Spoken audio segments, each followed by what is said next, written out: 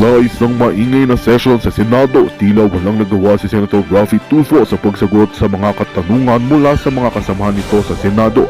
Matapos ang matagalang pagtatanong, wala pa rin malinaw na sagot na naibigay ang senador na nagdulot ng pagkabahala sa ilang mga mababatas. Sa kabilang banda, si Congressman Martin Romualdez at Liza Marcos ay kinastigo at kinaladkad sa Kongreso dahil sa umano'y mga katiwalian at hindi pagtupad sa tungkulin.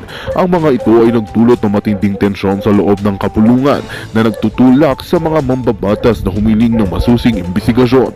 Samantala, si President Bongbong Marcos Jr. ay aligagang araw sa Malacanang upang pagtakpan ang mga aligasyon ng katiwalian laban sa kanila. Sa kabila ng mga pagtanggi at pagtatangkang itago ang katotohanan, patuloy pa rin ang mga kritisismo mula sa iba't ibang sektor ng lipunan hinggil sa kanyang mga gawain. Ganito nga ang balitang ating pagkakatutukan, ngunit bago ang lahat, siguraduhin mag-subscribe at i-hit ang notification bell para sa patuloy na pagtutok sa mga sulyap ng bagong balita sa tunay na boses ng masa.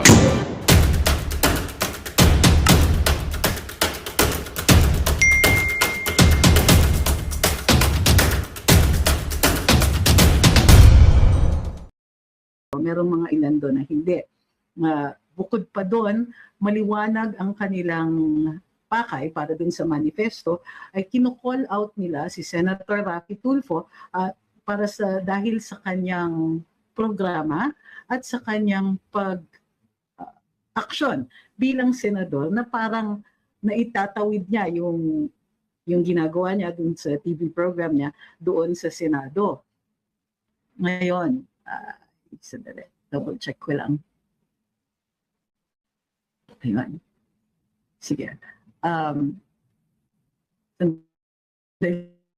po ng merong nabitin dun sa YouTube.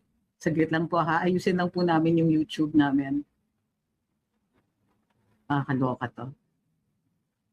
So in the meantime, ano ang opinion ninyo? Kung nabasa nyo man, nandito ilalagay natin sa screen natin yung sagot ni Senator Raffy. Base dun sa sagot niya, italakayin natin kung ano yung mga binabanggit niya dun sa sa kanyang kasagutan. Hindi ako sang-ayon pa rin ha, pero importante na naririnig natin yung panig niya.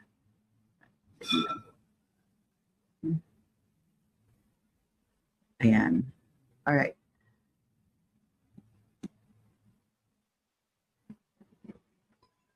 Chine-check ko lang ha. Ayan. So, ito nasa screen na yung kanyang yung statement. Pero basahin pa rin natin. Statement from the Office of Senator Raffy Tulfo. It has come to our office's attention that a spliced video of Senator Idol Raffy Tulfo's program that was aired roughly 4 years ago in 2020 is making the rounds online to deliberately destroy his image. The video involves a deceased member of the Philippine Army. The said old video suspiciously came out after the release of surveys for the 2028 presidential election, which afterwards was followed by a manifesto criticizing Senator Tulfo's treatment of men in uniform as signed by retired soldiers. Masakit isipin na ang kasundaluhan natin ngayon ay nadadawit na rin sa mga isyung pampolitika. Wait, what? Okay. Marahil hindi nila alam na sila ay nagagamit lamang, lalo na sa usaping ito na halos mag-4 na taon na ang nakaraan. Malaki ang respeto ni Senator Tulfo sa mga kasundaluhan dahil para sa kaalaman ng lahat, siya ay galing sa angkan ng mga military. Ako din. Ang kanyang ama, so he goes on to say kung sino-sino yung mga relatives niya, yung tatay niya na miyembro ng Philippine Scouts tulad ng tatay ko na lumaban sa Hapon at nalipat sa PC, na promote bilang colonel, etc. So puro to. Dagdag pa sa kanila ang tiyuhin ni Senator Tulfo na miyembro ng US Armed Forces in the Far East, yung SAFE. At yung na si Staff Sergeant Sabas Tulfo. Sa katunayan, ito ay dumadaloy sa dugo ni Senator Tulfo ang lahi ng mga sundalo dahil din kung bakit nananatiling mataas ang respeto niya sa mga kasundaluhan. So ang sinasabi niya dito muna tayo sa first part ha, na unang-una, nag-start yan, sinasabi niya na spliced yung video. Ngayon, ako mismo, bago tayo gumawa ng komentaryo dito, binasa ko yung buong episode ng Rapid Tulfo in Action na yon. At yung mga naman nagpapakita, halimbawa doon sa TikTok at saka sa Facebook, sa ibang larangan ng social media, sa iba-ibang mga platform sa social media, nakikita natin na kinuha yung isang portion ng kanyang mga sinabi. Ngunit doon mismo sa ating pahayag, binasa natin, sinulat natin at binasa ng buo ang kanyang sinabi, including yung mga umpisang-umpisa pa lang. Although tinanong niya kung bakit niya iniwan yung kanyang kasintahan, kung bakit binrake off niya yung kasal or hindi niya gustong ituloy yung kasal, tinanong naman siya ni Senator Tulfo, matapos niyang sagutin na yun nga, marati kaming nag-aaway, kinukuha daw ni Ma'am Daisy Ray yung kanyang ATM, hindi pa daw sila kasal at gusto niyang ibigay ito sa kanyang nanay. So ang sagot ni Senator Raffy doon ay, alam mo sir, duwag ka. And then sinabi niya, paano ka malamang daw kapag nasa encounter, tatakbo siya habang sumisigaw ng mama. O kaya magtatalokbong, magdadasal at hahanapin ng nanay niya. Tapos, sabi ni Sendong, what you read in your post live stream is correct. Mas masakit nga panoorin ng buo. Binuo ko talaga, pinanood ko ng buo. At nakita ko kasi may portion pa doon na nananakot pa sila na maaaring kasuhan or kakasuhan siya ng dalawa, administratiba doon sa Philippine Army at saka ng unintentional abortion at saka VAUSI. Bilang isang litigator, alam natin na although posible yung mga charges na yon, alam din po natin na base dito sa ebidensya at base dun sa facts itself, ito ay simpleng breach of promise to marry. Ang breach of promise to marry po ay isang civil case. At sa civil case na yon, danyos lang po ang maaaring masingil dun sa tao na nag-break off nung kanilang kasal dahil naghanda na yung partner. Pero dito, gusto pa nilang itulak dun sa unintentional abortion at saka VAUSI dahil daw na-stress yung babae dun sa pag-break off niya ng kasal. Unang-una, hindi po makakonsider na abuso ang pag-break off sa kasal dahil ito ay nangangailangan ng consent. Wala pong magiging valid na kasal kung mayroon tinatawag tayong vitiated consent o hindi tunay yung pagsasang-ayon ng isang tao sa pagpapasok sa kanilang kasal. So, bukod pa doon, nag-file nga ng kasong administratiba si Ma'am Daisy Ray dun sa against dito kay PFC at na-dismiss po ito ng Provo Marshal. Ano yung Provo Marshal? Sila po ang nag-iimbestiga ng mga kaso at pino-forward sa court martial kung sakasakaling ipo-forward yan sa JAGS for possible court martial kung sakasakaling pasok ito. Ang findings ng Provo Marshal ay hindi po dapat papasok ito sa kasong administratiba dahil nga ito ay simpleng breach of promise to marry. Pero dun sa programa po ni Senator Tulfo, mayroong nakikita tayong parang pananakot, medyo stretch, kumbaga it's a stretch to say na may liability siya para sa unintentional abortion at saka VAUSI. Siyempre, ordinaryo mamamayan, kung abogado ang tinethreaten mo ng kaso, hindi naman po kasi illegal mag-threaten ng kaso. Pero kung abogado o mayroon siyang pagkakataon na makapagkonsulta o sumangguni sa isang abogado, maaaring maabisuhan sana siya na alam mo, relax ka lang kasi medyo malabo yung mga ganong klaseng kaso. But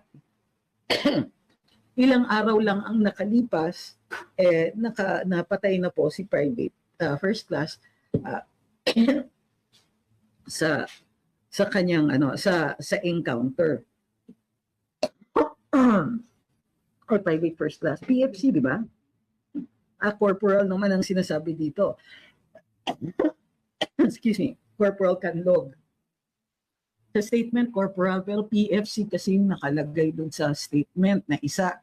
Saglit lang. Red, oh, can you ask for my, for my ice? Thank you. No, the thermoses. Thank you.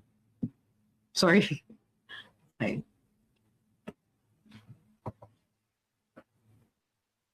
Hindi lang po ha, mag-block lang tayo ng ano.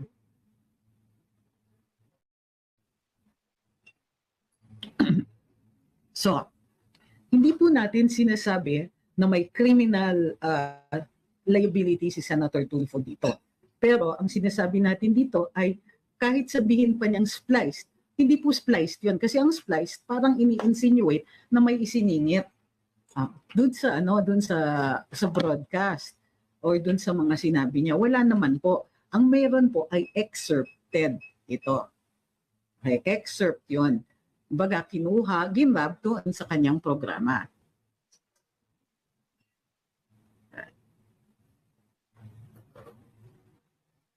Sabi ni Ma'am Bernardita, ang linaw ng sinabi niya on air noong tinawagan niya ang sundalo, sabi pa duwag ka pala, sabi ng sundalo, sir pasensya na, nasa critical area ako, kung ano-ano pa sinabi ni Sir Rapi.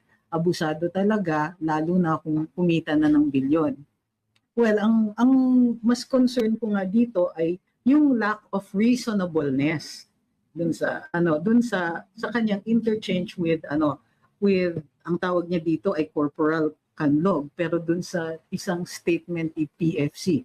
So at any rate, a few days later nga ay pumanaw nga si nabaril siya sa encounter. Nasawi siya sa encounter. So ang second insinuation ni Senator, so hindi po ako sang-ayon dun sa term na ginamit niya na ito ay spliced. Ito po ay excerpted. Meaning, wala pong dinagdag at hindi to twinisinta ng parang clickbait lang or na para magmukhang worse than it actually is. Malinaw yung mga excerpts that are appearing dito sa social media ay di naman gaanong kalayo dun sa original dahil actually yung sinabi niya mas mahaba at sa totoo lang mas masakit kung pinanood mo yung buo. I think that by excerpting yung sinabi niya medyo pa siya, mas maigi pa kumbaga para sa image sana kumbaga nakagaan pa dun sa image ni Senator Rafi dahil kung buong-buo yan pinanood mas masakit po. Mararamdaman nyo yung parang how unjust. Ang sabi niya, the said old video suspiciously came out after the release of surveys for the 2028 presidential elections, which afterwards was followed by a manifesto criticizing Senator Tulfo's treatment of men in uniform assigned by retired soldiers. Ay natural. Ganito po yun. In fact, hindi po natin nakikita na malisyoso yung paglabas ng manifesto after lumabas yung kanyang standing doon sa surveys on the possible candidates sa susunod na presidential election. Dahil nag-aalala, itong sektor na to, mga dating opisyal ng Armed Forces of the Philippines. At ang sinasabi nila, sa isang tao na medyo palapit yung karir, posibleng ma-elect ng taong bayan, sinasabi namin ito, minamanifest namin ito nang magkaalaman, nang malaman ng taong bayan o ng mga botante ang pagkatao ng isang posibleng magkandidato para sa pagpapresidente. Hindi po nila tinatago yan at hindi po yan suspicious. Nung nalaman nila na mayroon talagang danger, kumbaga para sa kanila, for lack of a better word, na ma-elect o maging kandidato si Senator Rafi, kailangan ilabas nila ang pagkatao at i-explain kung bakit hindi sila sang-ayon na ganitong tao ay magiging kandidato. Bukod pa doon, hindi rin sila sang-ayon sa actions ni Senator Rafi sa Senado. So, ang sinasabi niya, masakit isipin na ang mga kasundaluhan natin ay nadadawit na rin sa isyung pampolitika. Hindi po ito politika. In fact, hindi nga nila sinasabi na they prefer somebody else over Senator Rafi. Hindi po ganon. They merely concentrated on his actions at ginamit na bilang ehemplo itong si Candong, si PFC Candong. hindi niya masasabi na ay politika lang ito dahil buong tapang na nagpirma ang ating mga dating opisyal ng AFP sa kanilang manifesto. Hindi po ito yung patago, hindi ito simpleng paninira, hindi po. Sinabi nila at backed up naman, sinabi nila ganito ang nangyari at they took offense bilang mga dating opisyales ng AFP. Alam nila na isa sa pinakamasakit at pinakamabigat na paratang ang tawagin kang duwag. So, yun po ay ilang ulit na sinabi doon sa video ni Senator Raffy. Pero para, yan, which is masakit isipin na nadadawit ang mga kasundaluhan sa issue ng pampolitika, marahil hindi nila alam na sila ay nagagamit lamang. Parang medyo, excuse me, mga opisyalis po itong mga pumirma. In other words, binasa nila yan at alam nila yung konteksto.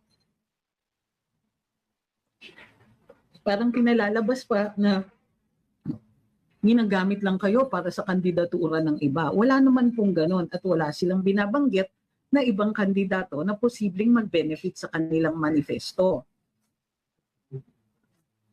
Sabi niya, lalo na sa usaping ito na halos mag-aapat na taon na nakaraan. Totoo, 2020 pa po yung episode ng Raffy Tulfo in Action na yon. Ngunit wala pa pong, kumbaga, masakit pa rin. At ginagamit lang ito bilang ehemplo. Ang sinasabi ng ating mga former officials sa AFP ay ito isa sa examples ng kanyang attitude, ng kanyang actions, at saka ng kanyang, kumbaga, mga masasakit na mga nasasabi in his program.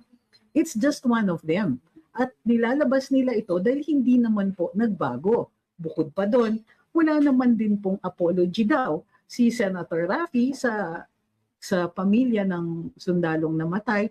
At although, to be fair, tayo lang nagsasabi, to be fair, si Senator Raffy ay nagpahayag ng kanyang pakikiramay sa pamilya noong yumao. Gayunpaman, hindi po ito na-erase. Hindi po na-erase yung pangyayari dito, hindi po na-erase na masyado siyang kumampi doon sa, syempre, breach of promise to marry ito, parang lumalabas na it was wrong for this person na umayaw sa kasal. Wala pong ganun. Pagdating po sa isang kasal, sa isang marriage, kailangan buo ang loob at buo ang consent. Kapag hindi buo ang consent, then alam po natin na nag-aalinlangan yung tao, wala namang divorce dito sa Pilipinas. Sabi ni Ma'am Oseng, for someone who has a penchant for dragging the past to rebuke others publicly, he is not even seeing the irony. Sabi ni Sir Sendong, nag-condolence siya but that's it. And kinampihan pa din yung nagreklamo. Hindi po mali ang umayaw sa kasal. Hindi po mali ang umurong. At hindi naman po mali yung kanyang na at least bago po yan nangyari, bago po nagkaroon ng kasal ay umurong na siya. Kaysa naman mag-abandon na siya ng isang asawa. Bukod pa dyan, hindi po ito, how do you call this? Maaaring ipilit, kailangan buo nga ang consent. Sa ibang mga instances, kapag may pilitan, maaaring gamitin ito na basihan para sa annulment. Sabi ni Jel, nag-condolence siya pero nag-double down pa sa statement niya. Sabi niya, hindi porkit namatay sa bakbakan, bayani na. Katanghan talaga yung ginawa. Ay, aray ko. We thank you kay Chesters. Wow. Sakit yun. Naramdaman ko yun. Thank you kay Ma'am Melanie. Thank you kay Olive for following. Hi kay Tita Isles, happy birthday. Nanonood yung sa kong kamag-anak. Baka mahiya So, hi po. Thank you kay Sky. Thank you kay Romulo, kay Kuletko, kay Tin Cabagnot Ornedo, kay MJ, kay Arnel Rosales. Uy, dami Thank you very much. Hi kay Ma'am Jacqueline. Okay, yon. So, Uy, ang sakit naman nun, sinabi pa rin pala niya, hindi ko yata na ano yun, na nahuli yun. Sabi ni DM Mens, Tulfo, di lahat ng Pilipino nabibilog mo ang ulo. Madaming nag-iisip ng mga tao na basang-basa ang karakter mo. Isa kang bastos. Ay, di yata tapang kung di ka bastusan mo ang ibinibida mo. Sali lang ka na daghan gyud. Mong koneksyon, manggagamit ka. Okay, okay. We got it. Thank you kay Ma'am Wendy. Thank you kay Chesters. Thank you kay License. Okay. Ito, sabi ni Chippy, sa kasal nga, kahit sa kahuli-hulihang sandali, sinasabi pa ng priest kung buo na talaga ang loob nyo at kung may tumututol. Correct yan. So, ang hindi ko maintindihan nga, ay hindi naman po ito offense na na kaya pwedeng parusahan ng batas. Ang sinasabi ng batas kapag sa mga instances na ganito, ang liability lang po ay danyos. Babayaran nung umurong yung trahe, kung ano, yung mga pinaghandaan, yung mga ginastos sa pinaghandaan. So, kawawa naman.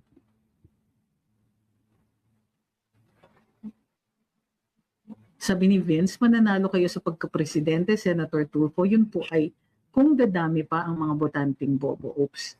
Sorry po kung ganito ang pananilita ko, but I'm sure deserve nyo to kasi ganito din po ang estilo ng pananilita ninyo, baguhin yung estilo ninyo. Kaso yun talaga yung style niya eh. Kay Mighty Tejero, sabi niya, napanood ko noon yung pagtawag niya sa sundalo, doon ako nag-stop na manood ng programa niya. Marahil matatawag pa akong masyadong pumapanig doon sa pamilya ng sundalo dahil ako din po, tulad ni Senator Raffy, ay anak ng isang military official. Ang father ko ay nag-retire from the Air Force. Matagal po siyang piloto at bago niyan, siya po ay galing sa Philippine Scouts. Tumawid din po siya sa Philippine Constabulary and from there kumuha ng exam na kapasa bilang piloto ng Armed Forces sa AFP. So it was a good career at yung pagdidestino ng tatay ko sa iba't ibang lugar dito sa Pilipinas, lalong-lalo na po sa Mindanao, where we did a lot of growing up, kumbaga. And hindi ko po maisusukli sa armed forces ang tulong. Kumbaga, pinalaki ako ng armed forces. Malaki ang respeto ko sa mga sundalo at sa mga opisyales natin, retired or in the active service. At ang nanay ko, di tulad siguro ng iba, never siyang umasta as though kapareho niya ang rangko ng tatay ko. Hindi siya nag-uutos ng enlisted men and so on. Tinuruan kami talaga ng respeto. Maging enlisted ka o official ka, you are entitled to our respect dahil po nandun kayo sa propesyon, sa serbisyo. Ang tinatawag nga nila, it's not really a profession, but a service. May tawag doon, di ba? Nagsiservisyo ka kasi sa bayan. Thank you po kay Boji. Okay. Yes po. Sabi ni John Inanon, may moral turpitude ba ang libel or cyber libel? Meron po. Kung meron, bakit nakatakbo at nanalo ang isang senador? Dahil po, nung nireklamo ito sa hindi po na bring up yung libel case na yon nung nireklamo siya. Ang original na reklamo laban sa kanya dun sa COMELEC ay for perjury dahil ang pinakilala niya ay ibang babae, iba doon sa tunay na asawa niya. Di umano, yun yung reklamo. Na-dismiss po ito, although binring up later on nga yung possible disqualification doon sa COMELEC dahil nga mayroon siyang conviction for a crime involving moral turpitude at 5 years po siya dapat na, from the time the decision becomes final, 5 years po siyang disqualified. However, dito ang sabi ng COMELEC, ay nagtagal sa COMELEC ang issue. Wala nang jurisdiction ang COMELEC, dapat ang reklamo ay ihatid na at doon umpisahan sa Senate Electoral Tribunal. I understand na may nakafile po na kaso doon sa SET, pero mukhang mabagal ang pag-andar nito. Sa totoo lang, bihirang-bihira ang nananalo sa SET or sa PET dahil nga